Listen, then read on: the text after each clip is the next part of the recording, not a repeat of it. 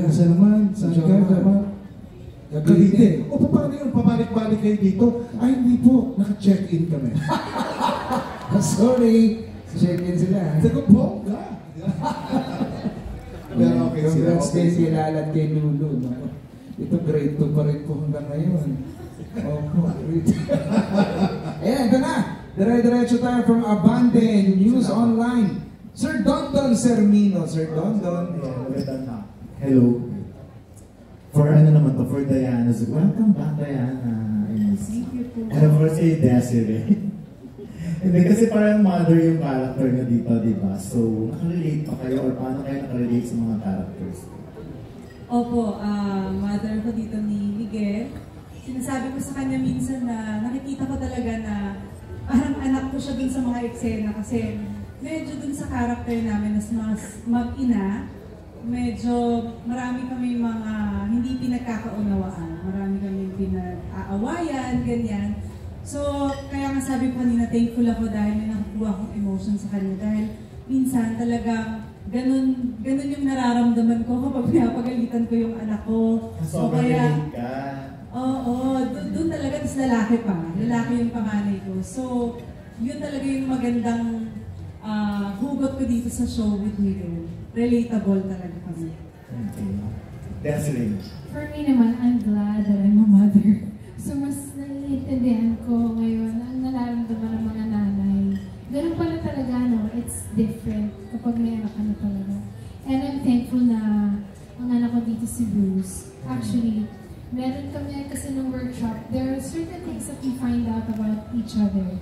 And we have something very common. So, syempre, I can't share it with what they're doing. So, what happens in the workshop stays in the workshop. So, we have something very in common. So, I'm happy na nagagamit ko yun habang nagkaka-excel na kami. And ang totoo, si Scarlett, ang witness niya talaga. Kahit matapang siya, kahit powerful siya or whatsoever, ang witness niya talaga is her son.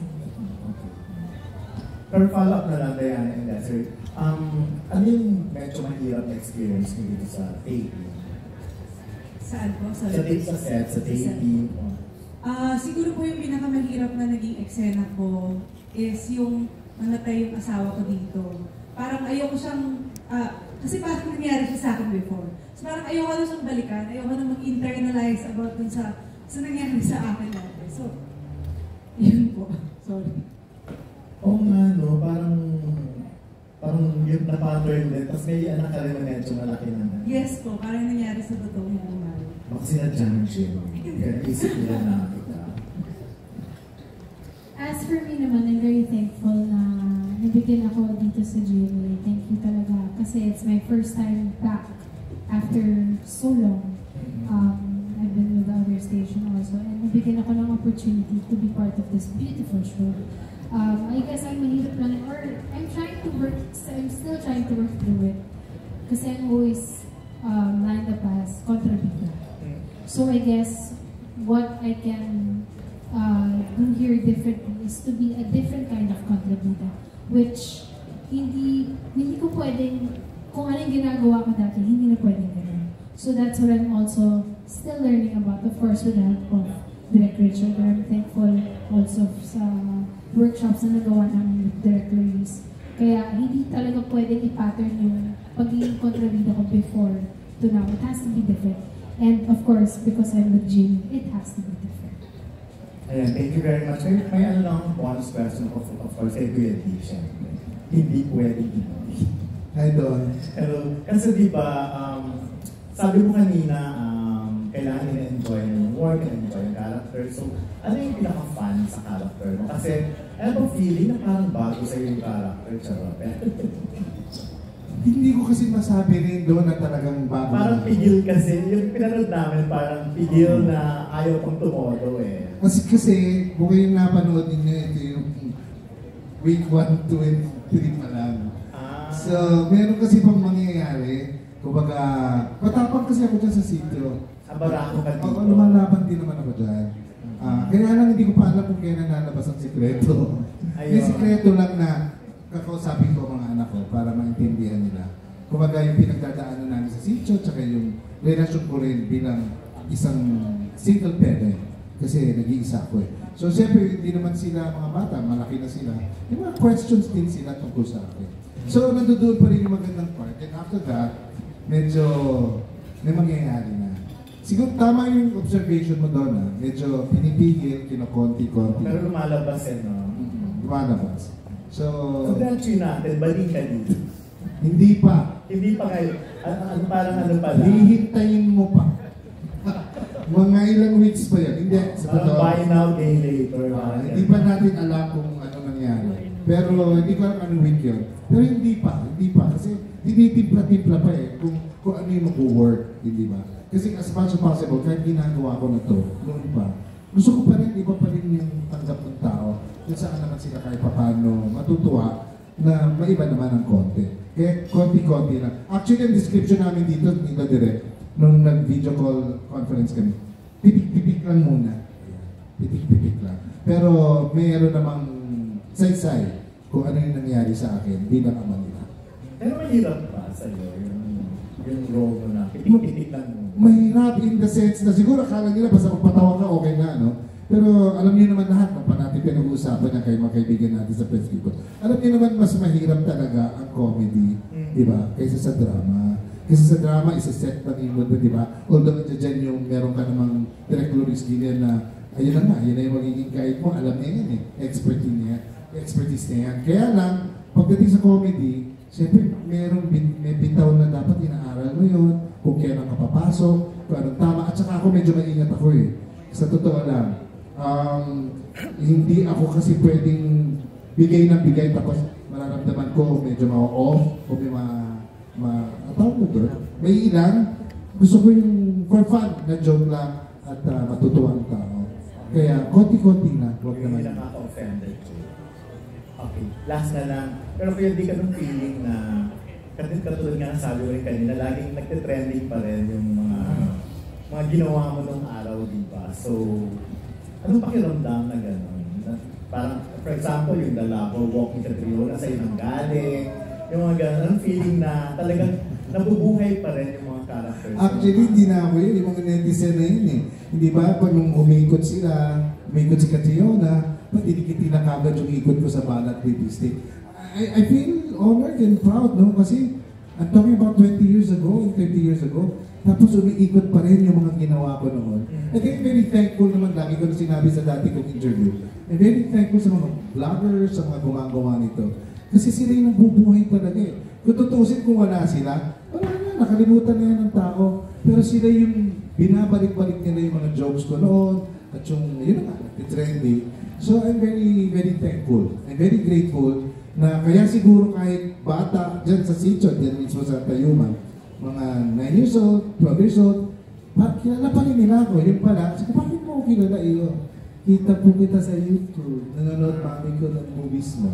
So doon, nakakatulong, malaking tulong sa akin. And up to now, no, wala pa rin pwedeng sabihin na pwedeng pumalit kay D. Roderick Paulado. Doon ayoko naman sabihin yan, pero thankful, salamat. At salamat lang na nandito pa ako at gumagawa pa ng pelikula. Maraming pwedeng gumanap ng gay character, pero parang pag ikaw daw, ibang iba eh. Hindi ko alam. Thankful lang ako, siguro blessed lang ako na nandiyan pa rin at nasusustain ako ng Panginoon na mag-perform. Siguro it's really destiny ko talaga na to make people happy and to make them laugh. And to make things easy for them. Yung hindi puro sila mabigat ang dibdib. Nandito lang ako para po magpasaya sa inyo. At kahit lang po sa 30 minutes na makalimutan ninyo yung problema dahil sa comedy, eh gagawin ko po yun. Ayan. Thank you very much. Thank you, Don. Salamat sir. Salamat. Maraming salamat, Sir Condon. Sir Roderick. Maraming salamat. Yes po, salamat din. Opo. Eto na. From TikTok, Sir Neil Serrano.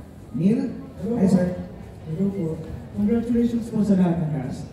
My question is for Miss Stephanie. Hello, Miss Steph. Here's my question. Mas nakilala ka sa larangan ng music. Pero ngayon, ang dami mo na rin experience or projects acting. Kumusta ang experience shifting to drama? Ito po, first time ko yung teleserye po, and sabi ko nga nung nag-storycon kami, sobrang di ako makapaniwala na naniniwala sila na kaya ko, and sa experience ko po so far on set, talagang lalo ko pong natututunang mahalin yung pag-acting din po, kung paano ko nagsimulang mahalin yung pagganda ng bata ako. Na minsan ko pong kinatakutan tong pag-arte kasi nahiya talaga ako, pero ngayon sobrang nag-look forward po ako na pumasok sa work, and blessed po ako palagi na yung mga kasama kong cast and production team ay sobrang encouraging and parang motivating po. Hindi ako nakaka-feel ng any competition pagkasama sila. Balance po yung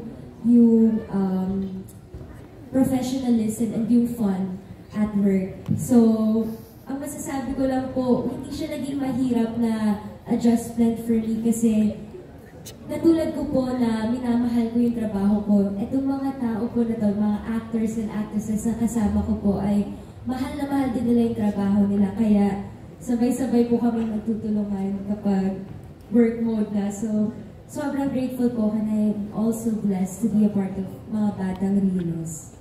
And follow-up question po. Ano pa ang mga dapat namin abangan sa'yo dito sa show? And may mga action scenes ka ba dito? Well, syempre, ano po to, action drama. So, hindi ko pa man po masyadong ma-share sa inyong lahat. Pero, masasabi ko po na maabangan nyo. Makikita nyo rin po kami siguro na ma-action-action doon. Nilala lahat dulo. And, ayun, abangan nyo po kasi excited din po ako. Thank you. Actually, may patikim na, sir, di ba? Yung TikTok mo yun, lumipat ito sa... Lumipat ito sa Riles talaga. Sabi ko, ito na yung action siguro. Nawala, lumipat sa ere. Ay, nakakabangan natin, sir. Okay, ito na, maraming salamat.